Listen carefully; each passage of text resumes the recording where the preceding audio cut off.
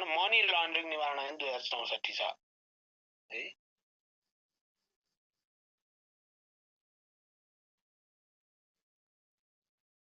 र यसको नियमावली मुख्य कानुनी आधार हुन्। उक्त ऐनले सम्पत्ति शुद्धिकरणबाट प्राप्त आय गैर कानुनी हुने व्यवस्था गरी कसुरको अनुसन्धान तथा तहकिकातका लागि सम्पत्ति शुद्धिकरण अनुसन्धान विभागको गठन गरेको छ, डिएमएलाई। ऐन नियमावली छ, डिएमएलाई छ। साथै सूचना सङ्कलन तथा विश्लेषणका लागि नेपाल राष्ट्र बैंक अन्तर्गत वित्तीय जानकारी इकाइ एफआइयु को व्यवस्था गरिएको छ।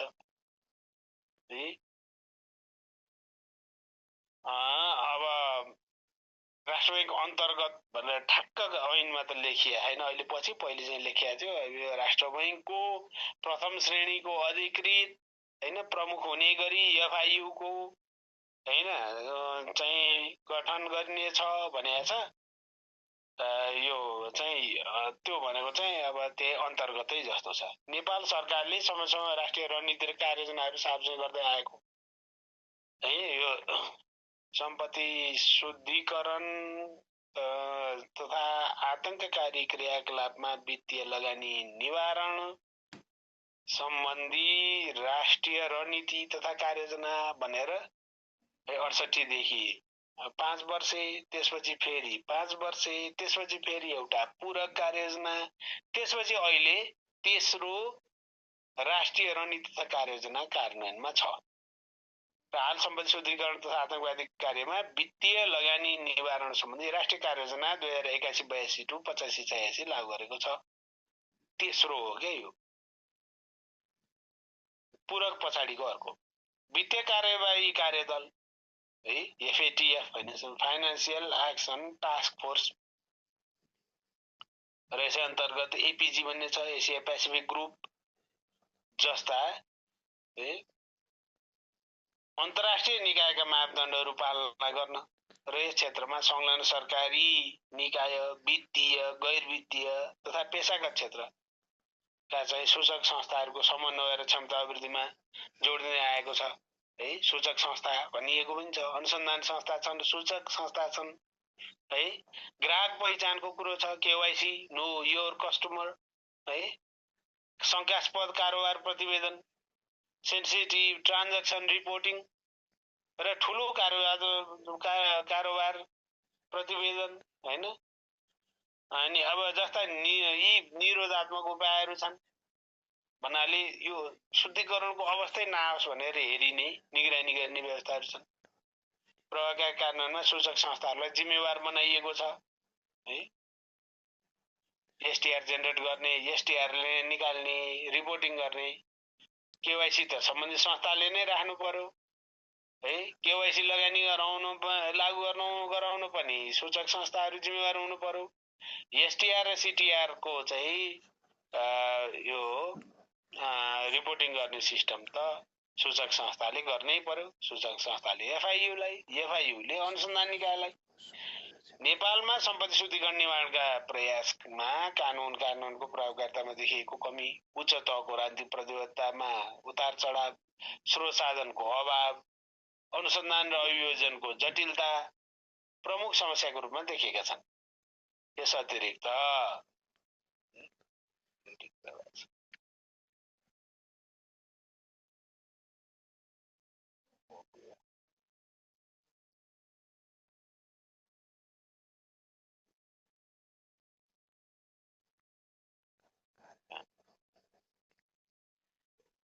हुन्डी, रासो चली, भ्रष्टाचार, संगठित अपराध, डिजिटल कारोबारबाट क्रिप्टोहरूमा लगानी जस्ता सिर्जित जोखिमहरूबाट सम्बोधन गर्न थप प्रभावकारी रणनीति आवश्यक छ। अवलम्बन गरिएको रणनीति जुन अब तेस्रो रणनीति छ, रणनीति कार्ययोजना जोखिम आधारित सुपरभिजनको कुरा गरेको छ। रिस्क बेस्ड सुपरभिजन प्रणालीलाई पूर्ण रूपमा कार्यान्वयन गर्ने, लागू गर्ने, सूचना आदान र अन्तर्निकाय समन्वयलाई बलियो बनाउने, अनुसन्धान र अभियोजन क्षमता वृद्धि गर्ने र वित्तीय प्रणाली भन्दा बाहिरका क्षेत्र है अलिकति ग्रे एरिया भने है यो घर जग्गा, सुन चाँदी कारोबार है, गैर सरकारी संस्था भन्नाले ट्रस्टहरू है बनाउन, ट्रस्ट बनाउने तर पैसा कहाँ पुर्याउने हैन मा समेत यो ट्रस्ट यस्ता संस्थाहरूको पैसा चाहिँ अनि टेररिस्ट एक्टिभिटीमा पनि जान्छन् कि भन्ने शंका पनि छ। निरोधात्मक उपायहरू विस्तार गर्नेमा केन्द्रित हुनुपर्छ। सम्पत्ति शुद्धिकरणलाई गरिनुपर्ने थप प्रयासहरूमा जनचेतना अभिवृद्धि, अन्तर्राष्ट्रिय सहयोगले सुदृढ कानुनी संस्था संरचनाले समय सापेक्ष परिमार्जन गरी वित्तीय अपराध निष्पादन गर्ने वातावरण सिर्जना गर्न अपरिहार्य छ। अब यस परिप्रेक्ष्यमा नेपालमा सम्पत्ति शुद्धिकरण निवारणका लागि भए गरेका व्यवस्थाहरू एवं गरिएका प्रयासहरूलाई मनन गर्दै दिएका प्रश्नहरूको उत्तर दिनुहोस्। 5, 7, 5, 8 गरेर 25 नम्बर प्रश्न के हो त? नेपालमा सम्पत्ति शुद्धिकरण निवारणका क्रममा देखिएका प्रमुख समस्याहरू के हुन् विवेचना गर्नुहोस्। प्रमुख समस्याहरू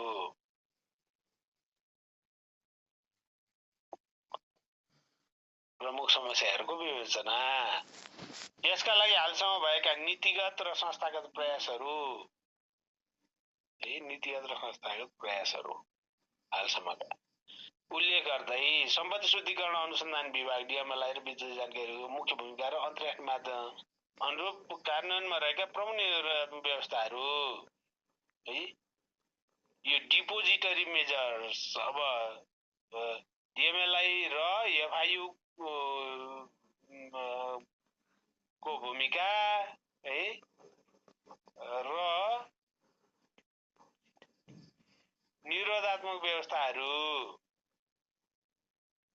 के छन् त्यो लेख्नुहोस्, व्याख्या गर्नुहोस्।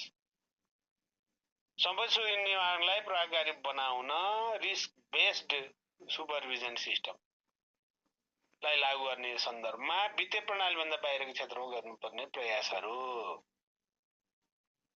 रिस्क बेसका सम्बन्धमा बेसिकली वित्तीय प्रणालीभन्दा बाहिरका क्षेत्र, यहाँ क्वेसनले पनि भनेको छ घर जग्गा, सुन चाँदी, हुन्डी, नगद कारोबार हैन, अनि गैर नाफामूलक ट्रस्टहरूको कारोबार।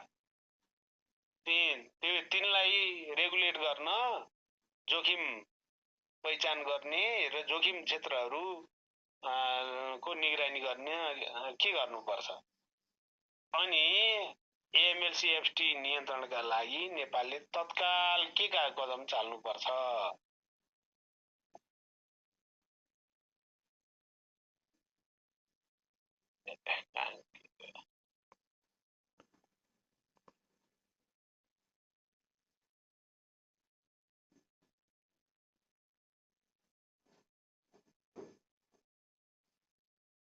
तत्काल के कदम चाल्नुपर्छ, दीर्घकालमा के कस्ता सुधारहरू, तत्काल र दीर्घकालका सुधारहरू लेख्नुहोस्। अनि कार्यको वस्तुगत कार्ययोजना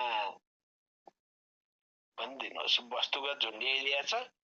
अब वस्तुगत भनेपछि अब अलिकति टु दी पोइन्ट दिनु पर्यो भने होला। हाम्रो आन्सर त्यसै टु दी पोइन्ट हुन्छन्, वस्तुगत त्यसै हुन्छ। अब एक एक गरेर लेख्नु पर्यो है। यो क्वेसन गाह्रो छ है, तपाईहरुले कति लेख्नुभयो है। यो क्वेसन जटिलै क्वेसन हो। 5 नम्बरको प्रश्न त लामो भयो त सर। 25 नम्बरको प्रश्न त लामै हुन्छ है, छोटो हुँदैन। लेखे पनि लामै छ, प्रश्न पनि लामो छ।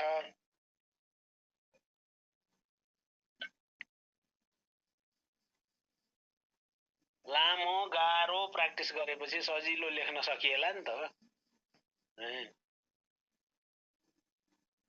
क्वेसनमा नै अलिकति नीतिगत संस्था क्वेसनले अलिअलि आन्सर दिन्छ के, त्यसका कुराहरू पनि उल्लेख गर्ने अनि आफ्ना कुरा पनि उल्लेख गर्ने। उसले त केही न केही हिन्ट्सहरू त दिन्छ नि आन्सरमा। क्वेसनमा अलिअलि आन्सर हुन्छ, अलिअलि व्याख्या त गरिहाल्छ नि। DMLI गठन भयो, FIU गठन भयो, FIU DMLI यसो गर्नुपर्छ, सूचक संस्था यसो गर्नुपर्छ भनेर अलिअलि त लेख्छ, तर कम्प्लिट सबैले कुरो लेख्दैन।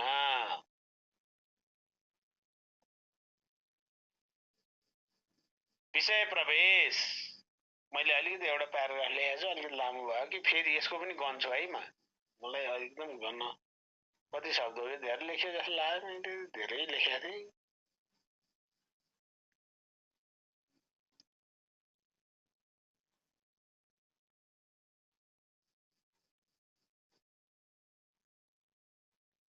त्यसमा इङ्ग्लिस शब्द धेरै आउँछन् कि त्यसमा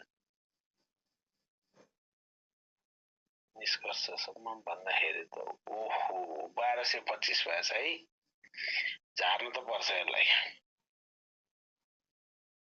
1200 शब्दको उत्तर लेखेर त के गर्न सक्नु फेरि बुझा भए केही लेखे हेर्नु मैले होइन अलिअलि कहीँ कटौती गरेर 1000 ल्याउन सके भइहाल्यो कटौती किन गर्नु म गर्दिनँ तपाईँहरू गर्नु होला है किनभने अलि प्रश्न पनि अलि चाहिँदो भन्दा धेरै सोधिएको छ कि यहाँ यति धेरै जाँचमा अलि सोध्दैन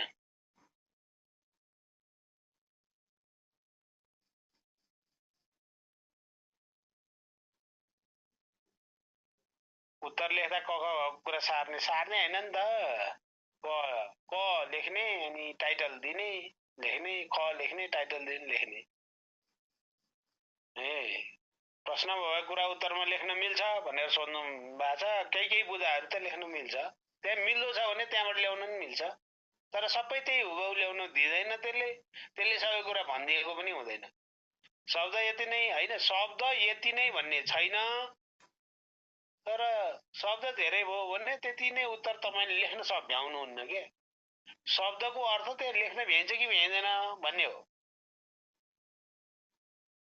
र अब विषय प्रवेश नेपालमा सम्पत्ति शुद्धिकरण तथा आतंकवादी क्रियाकलापमा हुने वित्तीय लगानी निवारणका लागि सम्पत्ति शुद्धिकरण मनी लाउन्डरिङ निवारण 64 कार्यान्वयनमा ल्याउनुको अतिरिक्त तत्सम्बन्धी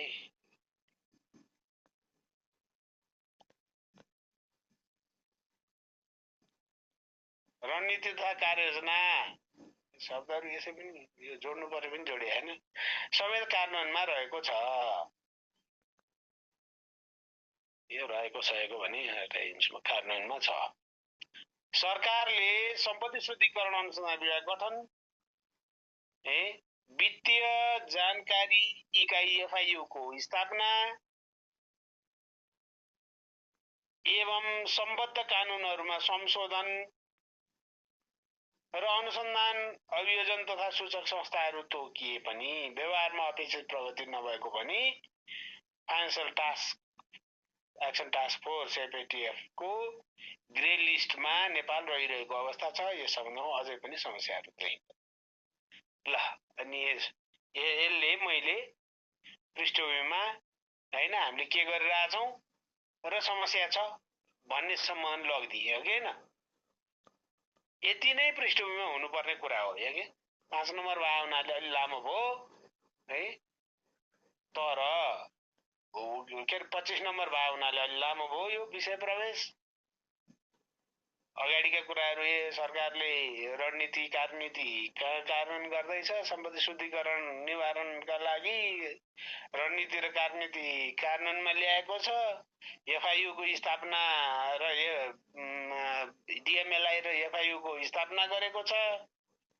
तथापि एफएटीएफ को ग्रे लिस्टमा अझै छ त्यसैले समस्या छ भनेर लेख्नु हो भने पनि तीनटा चारवटा सेन्टेन्स त हुन्छ अब फेरि डीएमएलआई र एफआईयू लेख्ने कि फेरि जाँच्ने मान्छेले त बुझ्नु त तर साह्रै छोटगरी बनायो भन्ने हुन् कि कहिलेकाहीँ लोकसेवाले चाहिँ नाति नातिना खेलाइरहेको मान्छेलाई कापी जाँच्न बोलाइदिन्छ बुझेनन् भने समस्या हुन्छ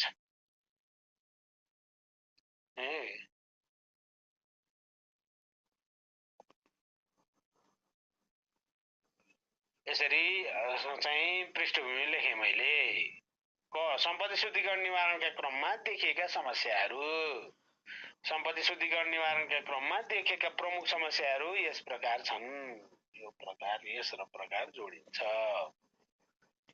अनुसन्धान र अभियोजन हुन नसकेको है यो सम्पत्ति शुद्धिकरणको कसुर आफैमा प्रेडिकेट अफेन्स हो भनेको एउटा कसुर हुन्छ अनि त्यसको कारणले शुद्धिकरण हुन्छ के प्रेडिकेट अफेन्स भनेको एउटा कसुर हुन्छ त्यसै कारणले भ्रष्टाचार हुन्छ अनि भ्रष्टाचारबाट आर्जित पैसा शुद्धिकरण हुन्छ है संगठित अपराध हुन्छ संगठित अपराधबाट आर्जित पैसा शुद्धिकरण हुन्छ बैंकिङ कसुर हुन्छ बैंकिङ कसुरबाट आर्जित पैसा अनि शुद्धिकरण हुन्छ ठगी हुन्छ ठगीबाट आर्जित कसुर अनि पैसा अनि शुद्धिकरण हुन्छ सहकारी ठगी हुन्छ सहकारी ठगीबाट आएको पैसा अनि शुद्धिकरण हुन्छ त्यसैले त्यस्तो अफेन्सलाई प्रेडिकेट अफेन्स भनिन्छ के एउटा अफेन्सको कारणले शुद्धिकरण हुन गएको विषय हुन्छ है त्यसैले प्रेडिकेट अफेन्स भन्छ त्यो भएकोले प्राथमिक अपराधका मैले शब्द आफै प्रयोग गरेँ है प्राथमिक अपराध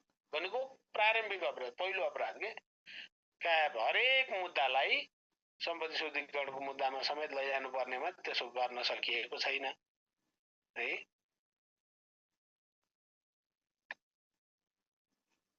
है त्यो देखिए जति के सबै ठगीको मुद्दा प्रहरीले शुद्धिकरण लगाएको छ त हैन सबै संगठित अपराधमा शुद्धिकरण लगाएको छ है सबै भ्रष्टाचारको शुद्धिकरणका दृष्टिकोणले हेरिएको छ सबै चाहिँ बैंकिङ कसुर शुद्धिकरणमा गएको छ नि त त्यसैले शुद्धिकरणको काम सम्पत्ति शुद्धिकरणको अनुसन्धान नै प्रभावकारी भएको छैन है प्रेडिकेट अफेन्सको लिङ्केज प्रपरली युज गरिएको छैन भन्ने हो जस्तो हरेक भ्रष्टाचार ठगी संगठित अपराध मानव बेचबिखन बैंकिङ कसुर अब यहाँ लिस्ट लामै हुन सक्छ मुद्दामा शुद्धिकरणको अनुसन्धान जो हुनुपर्नेमा भएको छैन अनि अर्को पियर इन्भेस्टिगेसन भएको छैन यो भनेको के भन्दाखेरि सँगसँगै इन्भेस्टिगेसन के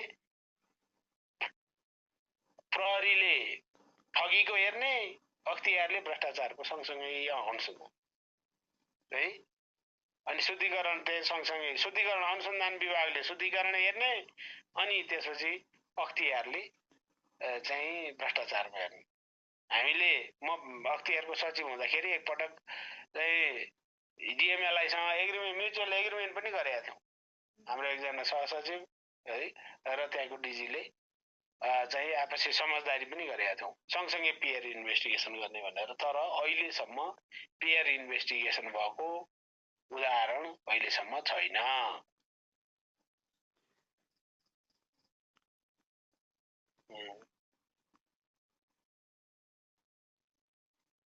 टाइटलमा निम्न संशोधन हुन्छ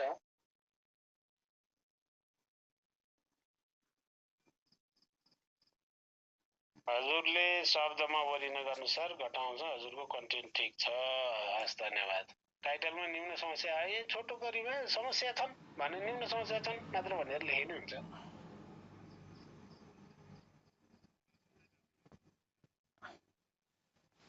परिसरमा धेरै प्रश्नहरू भएको अवस्थामा कसरी व्यवस्थापन गर्नु जति नम्बर त्यति लेखाइ है जति नम्बर त्यति लेखाइ एउटै क्वेसन सोधेर 15 नम्बरको सोध्यो भने त्यही टन्न लेख्नु पर्यो अनि 5 वटा 6 वटा 7 वटा क्वेसन सोध्यो भने पनि टक्क टक्क छोटो छोटो छोटो थोरै दिनु पर्यो यो त चाहिँ रोटी पनि हेर्नाका हुन्छन् नि भन्थे नि हाम्रोतिर त्यस्तै हो है त्यसैले गर्दाखेरि त्यसमा वरि गर्ने कुरै छैन सर्वप्रथम धेरै छन् 5 मा ठीक छ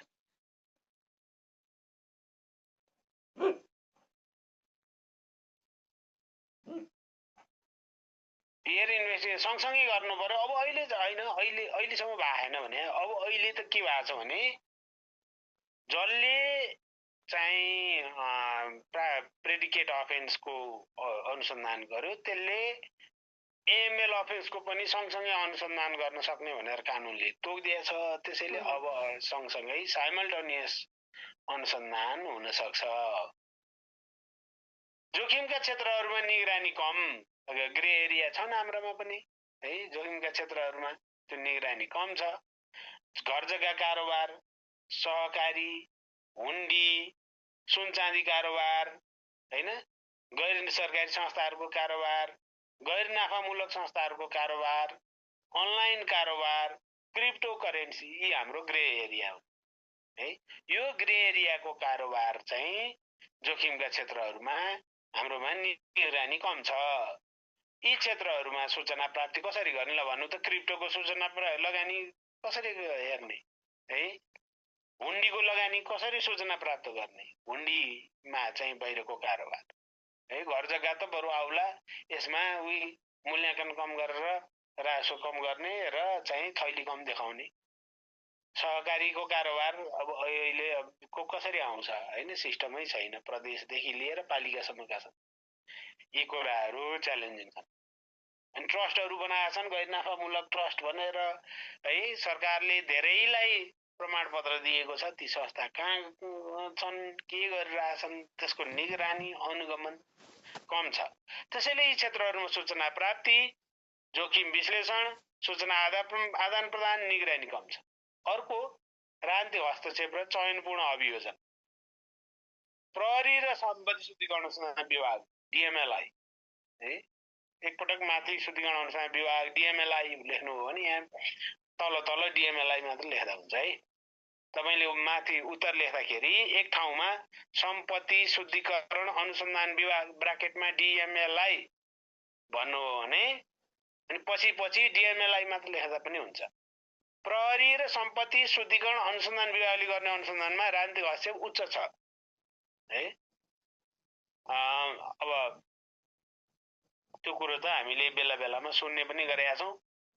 अनि सम्पत्ति शुद्धिकरण अनुसन्धान विभागको DG बारम्बार हेरिरहेकोबाट पनि थाहा हुन्छ त्यहाँ हस्तक्षेप छ। अनि विषयमा अनुसन्धान प्रभावित हुने गरेको छ। त्यो कारणले कर्मचारीको विशेषज्ञता है कम हुने र बारम्बार हुने सरुवा, थोरै मात्र चाहिँ मुद्दाहरू अनुसन्धानमा जाने, सोर्स फोर्स जसको कम आउँछ, जसको थोरै सोर्स फोर्स आउँछ त्यो मात्र अनुसन्धानमा जाने, मुद्दामा जाने, लैजाने प्रवृत्ति देखिन्छ है यसो हेर्दाखेरि। अर्को सूचना साझेदारी कम हुनु, अनुसन्धान निकायहरू बीच समन्वय कम छ। अनुसन्धान निकायहरू हैन चाहिँ अब प्रहरी बैंकिङको सम्बन्धमा चाहिँ प्रहरी होला, बैंकिङ कसुर सूचना दिने निकायहरू होलान् है, अनुसन्धान निकायहरू होलान्।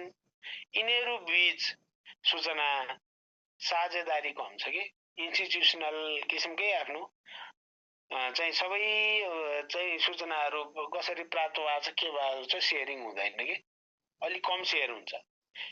अब MLA म्युचुअल लिगल एसिस्टेन्सको सम्झौता चाहिँ मुलुकहरूसँग हुन सकेको छैन। अस्ति भर्खर क्याबिनेटले पनि त्यो कुरालाई रियलाइज गर्यो हैन। धेरै मुलुकहरूसँग MLA गर्ने, थप मुलुकहरूसँग भनेर पनि पास गरेको छ क्याबिनेट मन्त्री परिषदले। अनि त्यो भएपछि सूचना साझेदारीमा समस्या हुन्छ के, फलस्वरूप विदेशबाट सूचना प्राप्त हुँदैन।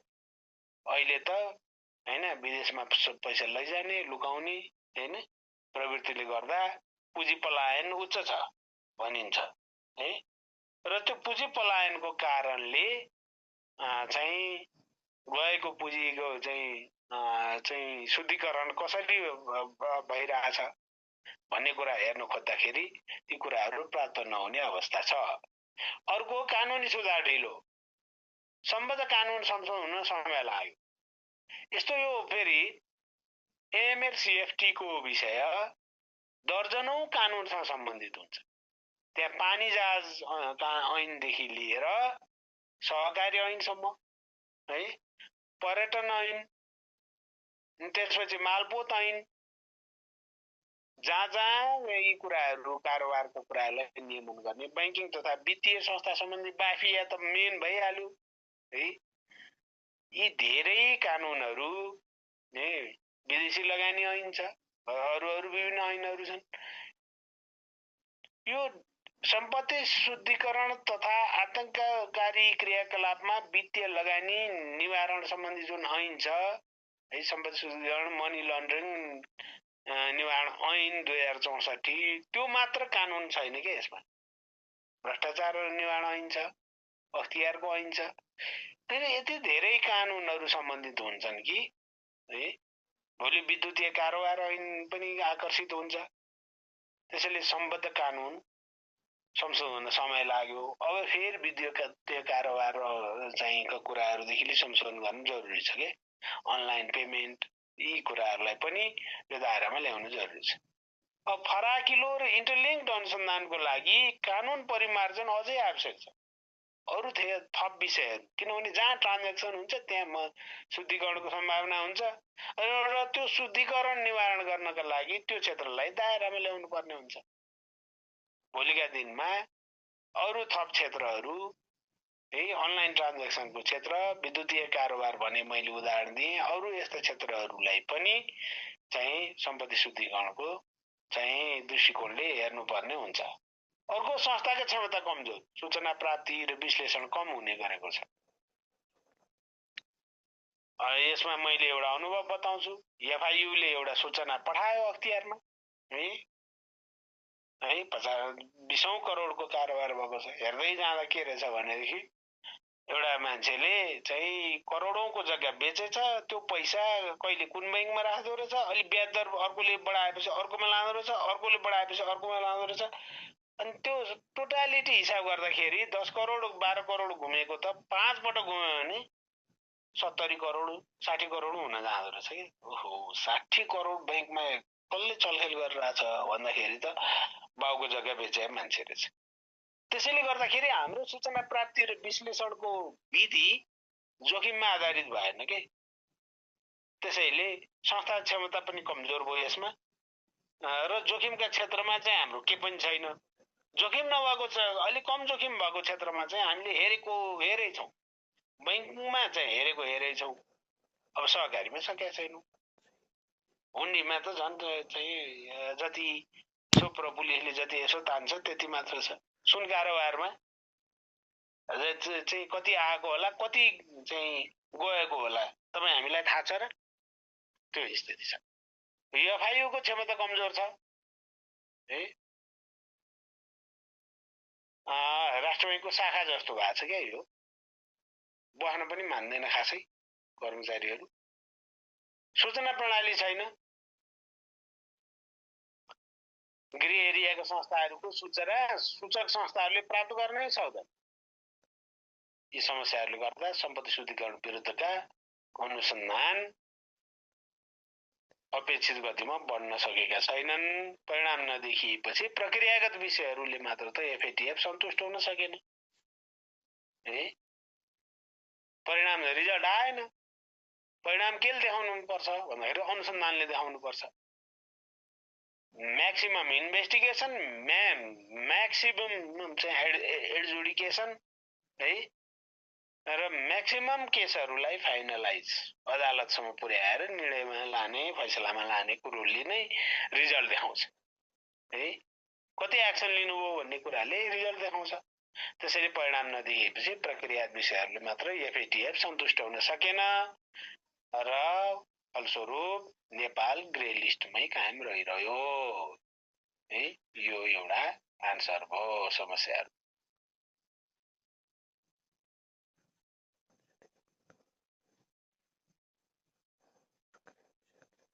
अब यहाँ एक दुईवटा कुरा, these are the important topics भन्नुभएको छ। ठिक छ। सम्पत्ति शुद्धिकरण सम्बन्धी कमजोर राजनीतिक बुझाइ हुनु, राजनीतिक समस्या त मैले भनिहालेँ होइन, नबुझिया त छैन नि है। भ्रष्टाचारको कुरो नबुझिया कसले होला है। सबै भ्रष्टाचार नियन्त्रण गर्नुपर्छ भनेर विज्ञ छन् है। यो त लिप सर्भिस भन्दा केही छैन। सम्पत्ति शुद्धिकरण पनि लिप सर्भिस भएको छ। नबुझेको त के होला र है, बुझाइ। तर के भनेदेखि कसरी हुन्छ स्केप गराउने प्रपञ्च चाहिँ छ।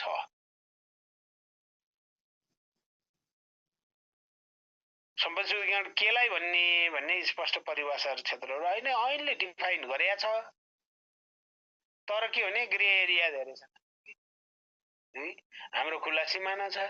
हामी कहाँ अझै विदेशी मुद्रा प्रचलनमा छ है। हामी कहाँ चाहिँ हुन्डी जस्ता कुराहरू छन्। हामी कहाँ सुन तस्करीको कुराहरू छन्। हामी कहाँ सहकारी रेगुलेसन भित्र स्ट्रङली आउन सकेन है। हामी कहाँ घर जग्गाको चाहिँ कारोबार यथार्थपरक भएन। हामी कहाँ सुन चाँदी बहुमूल्य चाहिँ वस्तुहरूको कारोबार तथ्यपरक छैन हैन। हामी कहाँ नगद कारोबार अझै धेरै छ। त्यसैले ग्रे एरिया धेरै छन् के। अब ख, नीतिगत र संस्थागत प्रयासहरू।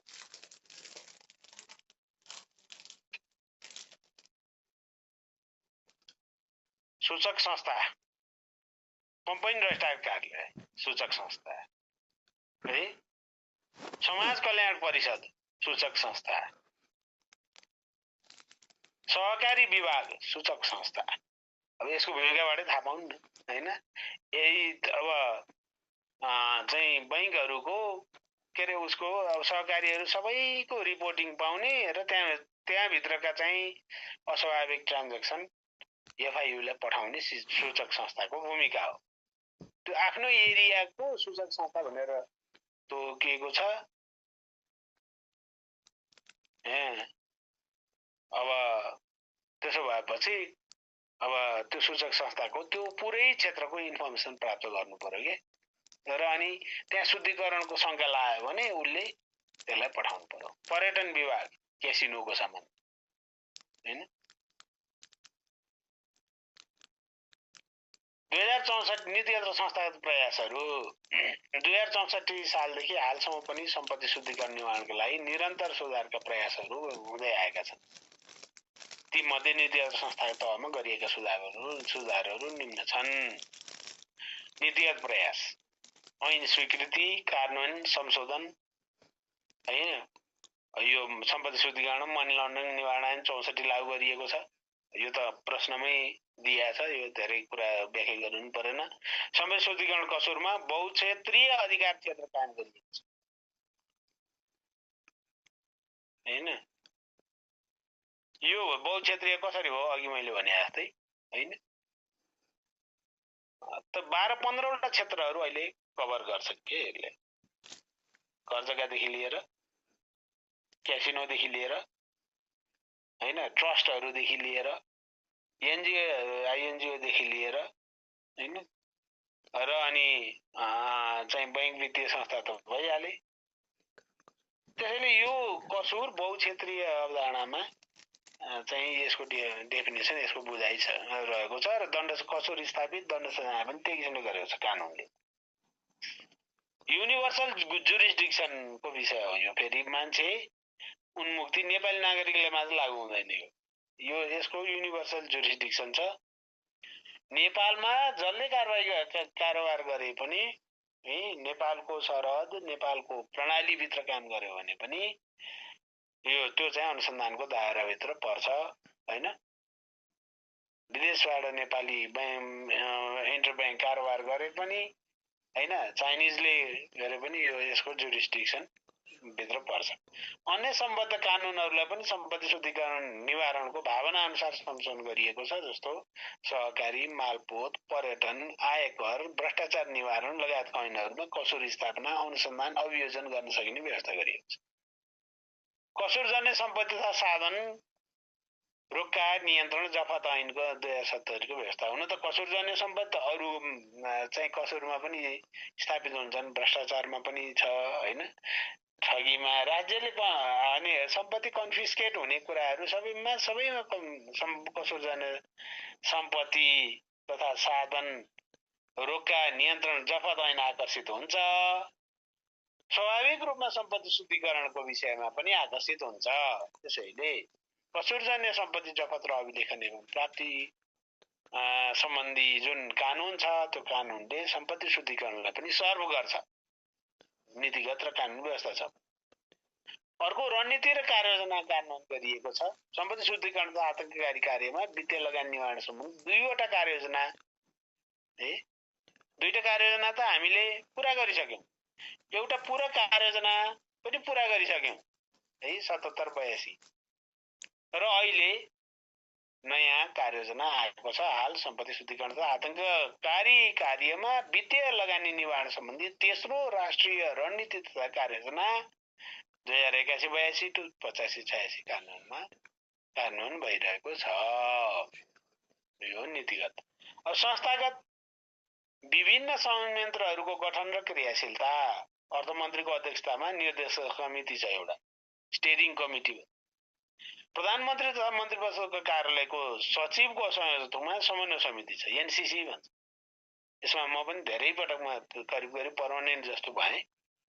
अख्तियारको सचिव गृह सचिव हुँदाखेरि गृह सचिवको संयोजकत्वमा है चाहिँ आतंककारी क्रियाकलापमा वित्तीय लगानी नियन्त्रण गर्ने संयन्त्र भन्ने थियो। त्यसको चाहिँ मैले 18 महिनासम्म त्यसको चाहिँ नेतृत्व गरेर पटक पटक बैठक पनि राखेँ। तर यो चाहिँ एएमएल सीएफटी को विषय हामी त सिक्दा सिक्दै जान्दा जान्दै कता हरायौं, कता कार्यान्वयन चाहिँ कम भयो क्या। वित्तीय जानकारी इकाइ एफआइयु को गठन र क्रियाशीलता प्रभाव चाहिँ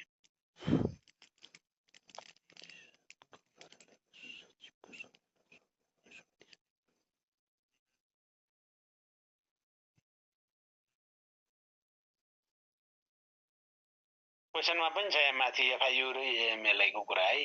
शंकास्पद कारोबारको सूचना प्राप्ति र विश्लेषण गर्न नेपाल राष्ट्र बैंकको प्रथम श्रेणीको अधिकृत प्रमुख रहने गरी वित्तीय जानकारी इकाइ एफआइयु गठन गरिएको छ। यहाँ पनि एफआइयु लेखिसकेका हुनाले यहाँनिर एफआइयु लेखे पनि हुन्छ है। अब मैले किन लेख्नु, तपाईहरुले लेख्नुस्। यो अलि एफआइयुले संवेदनशील कारोबारका प्रतिवेदनहरू अनुसन्धान संस्थामा पठाउने गर्छ। सेन्सिटिभ, रिस्की, ठूला र क्रिटिकल। सम्पत्ति शुद्धिकरण अनुसन्धान विभागको स्थापना। यो विभागको भूमिका के हो भन्दाखेरि यो फोकल अफिस हो एएमएल को सम्बन्धमा है। सीएफटी भन्दा पनि एएमएल को सम्बन्धमा र एएमएल को सम्बन्धमा यसले के गर्छ भने एनसीसी को सचिवालयको रूपमा पनि काम गर्छ, एफआइयुलाई सपोर्ट गर्छ र सम्पत्ति शुद्धिकरणको अनुसन्धान र अभियोजन सम्बन्धी काम गर्छ। विभिन्न अनुसन्धानकारी निकायहरूलाई सम्पत्ति शुद्धिकरणको मुद्दा दायर गर्ने अधिकार हालै दिइएको छ। कानुनी संशोधन हाल भएको छ। हालै कानुनमा संशोधन गरी भ्रष्टाचारमा अभियोजन भएको मुद्दामा हत्या दुर्व्यवहार आयोगले, संगठित अपराध, ठगी जस्ता मुद्दामा नेपाल प्रहरीले र त्यस्तै अन्य अनुसन्धानकारी निकायहरूले प्रेडिकेटिभ अफेन्स जसले इन्भेस्टिगेट गर्यो, एएमएल पनि त्यसैले इन्भेस्टिगेट गरेर केस दर्ता गर्न सक्ने अधिकार कानुनले दिएको छ। सम्पत्ति शुद्धिकरण पनि अनुसन्धान मुद्दा दायर गर्न सक्ने व्यवस्था छ। कसुर जन्य सम्पत्ति व्यवस्थापन विभागको स्थापना। यसले त शुद्धिकरण गरेको ठहर भई प्राप्त भएको सम्पत्ति व्यवस्थापन गर्ने गरी चाहिँ यो त्यो पनि अधिकार छ। सूचक संस्थाहरू तोकिएको कम्पनी रजिस्ट्रार कार्यालय, सहकारी विभाग, पर्यटन विभाग लगायतका निकायहरूलाई एसटीआर सेन्सिटिभ ट्रान्ज्याक्सन रिपोर्ट प्राप्त गरी एफआइयु मा पठाउने जिम्मेवारी तोकिएको छ। यो केही संस्थागत र नीतिगत प्रयास हो। अब चाहिँ मेजर डिपोजिटरी मेजर्स के छन् त? इंग्लिशलाई नेपाली चाहिँ यसरी लेख्नुहुन्न है। मेरो यहाँ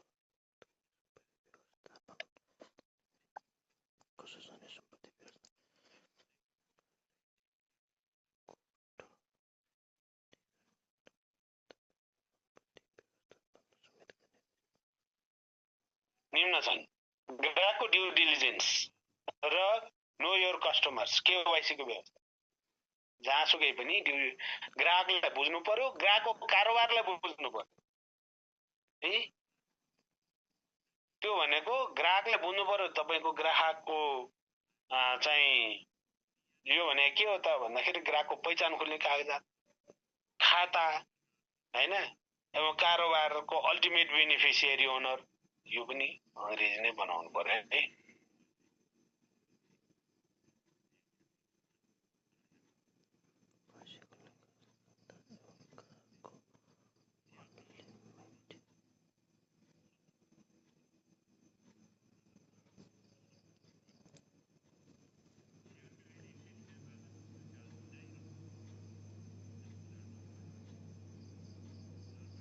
पनि थाहा पाउनु पर्यो क्या। त्यो ट्रान्ज्याक्सन गर्छ भने त्यसको अल्टिमेट बेनिफिसियरी को हो त भन्ने पनि थाहा पाउनु पर्यो है। र आफ्नो ग्राहकको चाहिँ कोमा कहाँबाट कति रकम आइरहेछ, कुन कारोबार भइरहेछ, त्यसको स्रोत के हो र कताबाट गइरहेछ, त्यसको स्रोत के हो पनि थाहा पाउनु पर्यो। त्यही हो ड्यू डिलिजेन्स र केवाईसी को कुरा।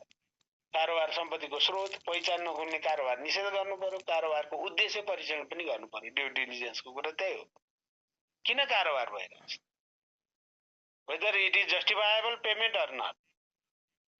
अर्को शंकास्पद कारोबारको प्रतिवेदन गर्ने है, सस्पिसियस ट्रान्ज्याक्सन रिपोर्ट एसटीआर निकाली वित्तीय जानकारी इकाइमा पठाउने। नगदमा आधारित कारोबारले निरुत्साहित गर्ने र प्रतिवेदन गर्ने। ठूलो कारोबारको तुरुन्त प्रतिवेदन हुने व्यवस्था मिलाउने। नियमित निगरानी गर्ने सूचना प्रणालीको विकास गर्ने। अब यी व्यवस्थाहरू क्रियाशील छन् हैन। यी चाहिँ डिपोजिटरी मेजर्सहरू हुन् जसले गर्दा भनेको निरोधात्मक कार्यहरू के जसले गर्दा शुद्धिकरण हुनै के जस्ता कामहरू हुनै नपाओस् भनेर गरिएका मेजर्स, त्यसले डिपोजिटरी मेजर्स भन्छ के। यी छन् भन्न पर्यो। अब जोखिममा आधारित सुरक्षा सुपरभिजन प्रणालीको कुरा गरौँ अलिकति। वित्तीय प्रणालीभन्दा बाहिर रहेका क्षेत्रहरू, खास गरी डाइरेक्ट फाइनान्सियल इन्स्टिट्युसनहरू इन्भल्भ भएर ट्रान्सपरेन्ट कारोबार हुने क्षेत्रहरू बाहेकका क्षेत्रहरू कतिपय क्षेत्रहरू छन् र जोखिमका आधारमा पनि ती ग्रे एरिया छन्। जस्तो हुन्डी, नगद कारोबार हुने क्षेत्रहरू है, जस्तो ब्याजमा लगाउने जस्ता क्षेत्रहरू, घर जग्गा कारोबार है, यो कारोबार चाहिँ अब न्यून मूल्याङ्कन, बहुमूल्य धातु कारोबार, सुन जस्ता, सुन लगायत भनौँ न।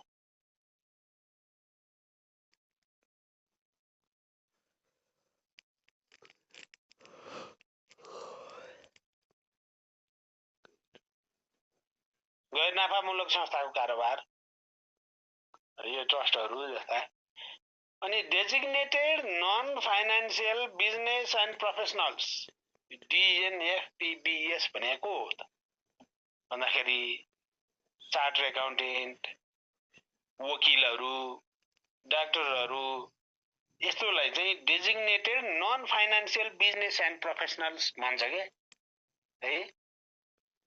ठ्याक्कै वित्तीय संस्थाको रूपमा काम गर्दैनन्, तर तिनले चाहिँ फेरि यस्ता चाहिँ ग्राहकहरूको कारोबार जस्ता कुराहरूलाई चाहिँ उनीहरूमा मार्फत आउने जाने गरिरहेको हुन्छ। डिएनएफपीबीएस यी क्षेत्रहरूको भूमिकाको, यिनीहरूको भूमिकाको क्षेत्रमा जोखिम आधारित सुपरभिजन प्रणाली लागू गर्नुपर्छ यी क्षेत्रमा के। अब क्रिप्टोमा, अर्को क्रिप्टो पनि हुनसक्छ यहाँ, अनलाइन कारोबार, यहाँनिर अनलाइन कारोबार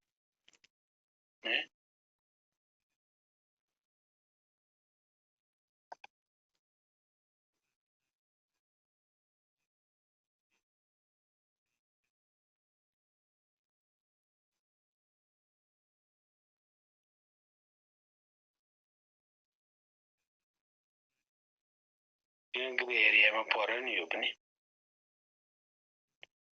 क्रिप्टो कारोबार, क्रिप्टो र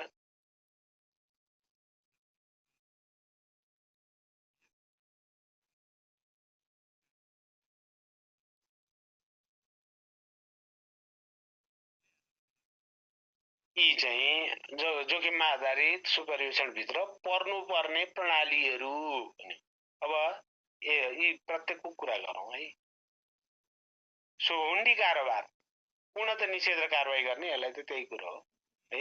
हुन्डीलाई के गर्ने भन्दाखेरि विदेशी मुद्राको गैर कानुनी प्रचलनलाई निगरानी गर्ने, निषेध गर्ने, कारवाही गर्ने है, र चाहिँ फर्मल च्यानल युजलाई प्रोत्साहन गर्ने। सुन चाँदी लगायत बहुमूल्य धातुको कारोबार, कर प्रणाली भित्रको बिल बिजक अनिवार्य गर्ने यसमा है। सकिन्छ भने यसलाई सेन्ट्रल सर्भरसँग लिङ्क गर्ने, नगदमा बेचबिखन गर्न नदिने, बैंकिङ च्यानल नै प्रयोग गर्नुपर्ने अनिवार्य व्यवस्था गर्ने है। गैर नाफामूलक संस्था ट्रस्टहरूको कारोबार, ट्रस्टहरूको सघन अनुगमनमा सम्बन्धित सूचक संस्थाहरूलाई जिम्मेवार बनाउने है। जस्तो चाहिँ समाज कल्याण परिषद होला, अथवा जिल्ला प्रशासन कार्यालयहरू होला, अथवा यसको ट्रस्टहरूको रजिस्टर गर्ने छुट्टै संस्था बनाएर होला। बनाउन चाहिँ ट्रस्ट बनाएको छ, पैसा चाहिँ युरोपबाट आएछ, अमेरिकाबाट आएछ हैन। साँच्चै चुनौतीपूर्ण छ यो त। राष्ट्रिय सुरक्षाको लागि पनि खतरा भइसक्यो। कारोबारको कनेक्सन र बेनिफिसियरी अनरसिप पहिचान गर्ने,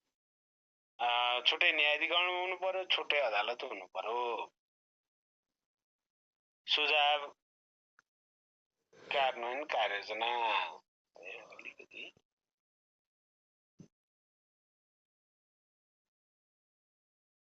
यसलाई सानो बनाउनु पर्ने भयो शब्द।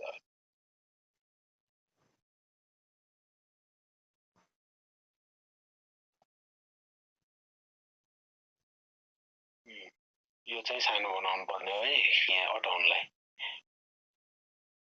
सुझाव कार्यान्वयन कार्ययोजना अब यसै भित्रको पार्ट हो यो है। सिनम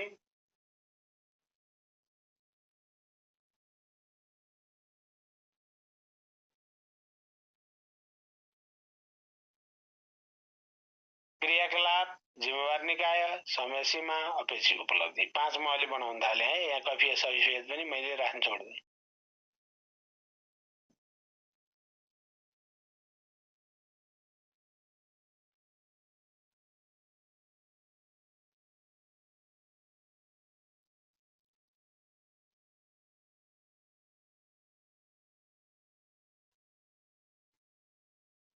अब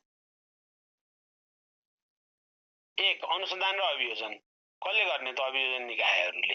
विभिन्न अभियोजन निकायहरू छन्, यो सबैको नाम लेखेर सम्भव छैन। कहिले गर्ने त भने निरन्तर। के उपलब्धि हुन्छ? अभियोजन संख्या वृद्धि हुन्छ। जोखिममा आधारित सूचना प्रणाली कसले यो प्रणाली बनाउने? जिम्मेवार को? सूचक संस्थाहरू हुन् है। कति समय लाग्ला यो बनाउन? प्रणाली बनाउन 1 वर्ष लाग्ला। यसले के प्राप्ति हुन्छ? सुदृढ प्रतिवेदन हुन्छ। एफआइयु को सुदृढीकरण कसले गर्ने? हुन त राष्ट्र बैंक अन्तर्गत जस्तो देखिन्छ, तर यो राष्ट्र बैंक अन्तर्गत होइन। ओपिएमसीएमले नै नेतृत्व लिनुपर्छ। 6 महिना लाग्ला यसलाई सुदृढ गर्न हैन। सुदृढ विश्लेषण हैन, एनालिसिसमा चाहिँ अलि राम्रो होला। एफएटिएफ को सुझाव कार्यान्वयन कसले गर्ने? ओपिएमसीएमले नै लिड गर्नु पर्यो। समन्वय समिति त्यही छ। कहिले गरिसक्ने भन्दाखेरि 1 वर्षभित्र गरिसकौँ। ग्रे लिस्टबाट उन्मुक्ति हुन्छ यस्तो स्वभाव भने। छाता कानुन बनाऊ, ओपिएमसीएमले नै लिड गर्नु पर्यो यसलाई। 3 वर्ष लाग्ला है कानुन बनाउन। त्यसै पनि अब ड्राफ्टिङ गर्ने 1 वर्ष लाग्ला, संसदमा 2 वर्ष लाग्ला। फराकिलो दायरा प्राप्त हुन्छ यसले। अनलाइन कारोबार र क्रिप्टो नियमन गरौँ है। कसले गर्छ यो? छुट्टै निकाय चाहिन्छ यसको लागि। कि साइबर हैन, साइबर चाहिँ रजिस्ट्रेसन छुट्टै निकाय बनाउनु पर्छ भन्ने पनि छ है। अनलाइन साइबरका कुराहरू हेर्न यो कति टाइम लाग्ला है? 3 वर्ष। ग्रे एरियामा निगरानी बढ्छ यसो भएपछि। विशिष्टीकृत अदालत र न्यायाधिकरण कसले गर्छ? सर्वोच्च अदालत र अफिस अफ अटर्नी जनरल। यो विशिष्ट अदालत सर्वोच्चले बनाउनु पर्यो हैन। अनि चाहिँ न्यायाधिकरण चाहिँ ओएजीले बनाउनु पर्यो। ओके हैन। र विशिष्टीकृत सुनवाई। अब निष्कर्ष यी सुझावहरूले कार्ययोजनागत रूपमा प्राथमिकता दिई कार्यान्वयन हुन सकेमा सम्पत्ति शुद्धिकरण निर्माणका क्षेत्रमा अपेक्षित प्रगति गर्न सकिन्छ भने निष्कर्ष। कन्क्लुजनमा मैले 2-3 सेन्टेन्स मात्र राखेँ हैन। के भने सम्पत्ति शुद्धिकरण निवारण र आतंकवादी क्रियाकलापमा वित्तीय लगानी नियन्त्रण अन्तर्राष्ट्रिय चासोको विषय हो। यो विश्वव्यापी जिम्मेवारीमा नेपालको जिम्मेवारी स्वत हुन आउँछ हैन। नेपालको वित्तीय क्षेत्रलाई विश्वसनीय र अन्तर्राष्ट्रिय स्तरमा बलप्रद बनाउन सम्पत्ति शुद्धिकरण र आतंककारी कार्यमा वित्तीय लगानी नियन्त्रण निवारण गर्नको लागि सैद्धान्तिक र कागजी प्रगति मात्र होइन है। यो जोड दिनुपर्छ। यसलाई चाहिँ कार्यान्वयनमै प्रगति आवश्यक छ। त्यही भएर माथिको कुरो जोडियो कि त्यसको लागि सुदृढ निगरानी, प्रमाणमा आधारित अनुसन्धान र अभियोजन नै मूल कुरा हो।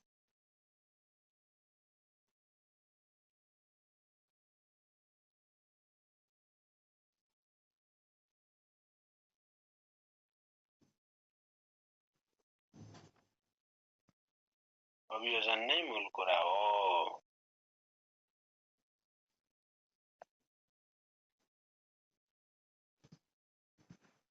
भनेर यति मैले सिद्ध्याएँ। अब तपाईहरुको सोधाइ के छ यसमा हेरौँ है त। 6-7 वटा कुरा। ठिक छ, जुडिसियल काउन्सिल